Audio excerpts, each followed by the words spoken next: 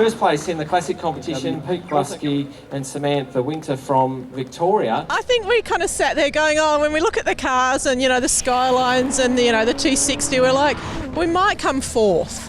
Maybe we'll sneak up into third, and that'd be really awesome if we did. And then it's like, we've got first. It's like, wow. I think it's just a bit more relaxed. It's the one-day event for us. We've come over from Melbourne on the boat and lobbed in straight here and away we go.